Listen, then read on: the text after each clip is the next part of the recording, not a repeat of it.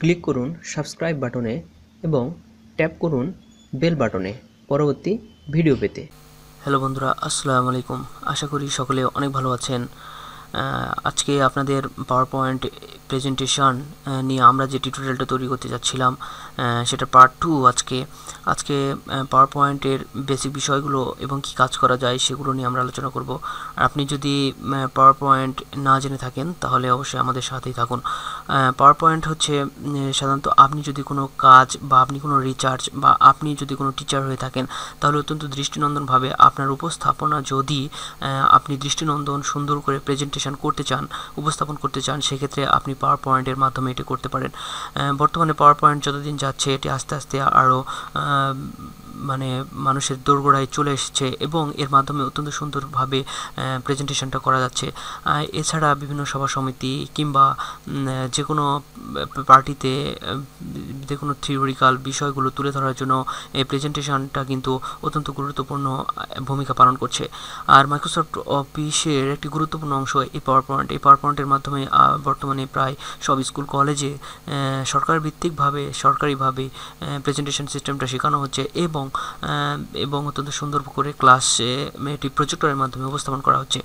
আর আপনি যদি অবশ্যই পাওয়ার পয়েন্ট শিখতে চান তাহলে আমার চ্যানেলে অবশ্যই সাবস্ক্রাইব করুন, কেননা পার্ট বাই পার্ট প্রত্যেকটা টিউটোরিয়ালটা অত্যন্ত সুন্দর করে আপনাদেরকে দেখানোর চেষ্টা করা হবে।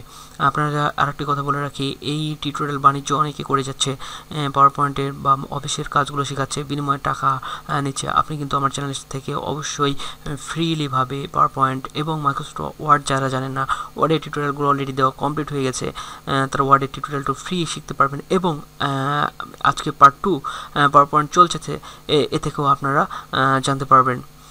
তো পাওয়ার পয়েন্ট কি আমরা সেটা জানলাম। এখন পাওয়ার পয়েন্টের মাধ্যমে আমরা কি কাজ করতে পারি সেগুলো কিন্তু আমাদের জানা দরকার। কেন আপনি পাওয়ার পয়েন্ট শিখবেন, আপনি কি কাজ করতে পারবেন পাওয়ার পয়েন্টে নিয়ে, সেটা যদি আপনি না জানেন তাহলে পাওয়ার পয়েন্ট শিখে কী লাভ। তো চলুন কি কাজ করা যায় পাওয়ার পয়েন্টে, সে কাজগুলোর একটি তালিকা অন্ততপক্ষে দেখে নেই।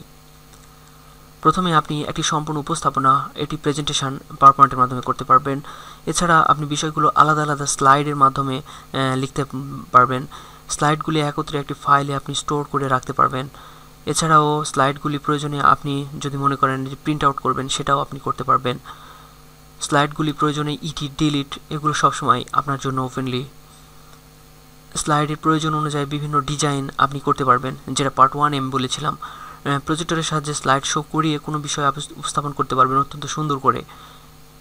প্রেজেন্টেশনটিকে ইন্টারনেটের মাধ্যমে আপনি চাইলে এক জায়গা থেকে অন্য জায়গায় আপনি এটাকে স্থানান্তর করতে পারেন। এছাড়াও আপনি স্লাইডে চ্যাট, গ্রাফ, ছবি, সাউন্ড ইত্যাদি আপনি ব্যবহার করতে পারেন। এভাবে আপনি পাওয়ার পয়েন্টের প্রেজেন্টেশনের এই কাজগুলো আপনারা করতে পারবেন। তো আপনি পাওয়ার পয়েন্টের বেসিক বিষয় এবং কি কাজ আমরা শিখব, এই সবগুলো আমরা কী কাজ করতে পারবেন সেগুলো আপনাদের দেখালাম। সামনে পার্ট বাই পার্ট আমরা পার্ট 3 থেকে আমাদের টিউটোরিয়ালটা অলরেডি দেওয়া শুরু হয়ে যাবে। তো প্লিজ আমার চ্যানেলে আপনি যদি কাজ শিখতে চান অবশ্যই সাবস্ক্রাইব করুন। সকলেই ভালো থাকুন, সুস্থ থাকুন। আর আমার স্ক্রিনে দেখানো গ্রুপ, আপনারা ফেসবুক গ্রুপ দেখতে পারেন, সেখানে আপনারা জয়েন করতে পারেন বিভিন্ন প্রবলেম সলভ করার জন্য। সকলকে সুস্বাস্থ্য কামনা করছি। আল্লাহ হাফেজ।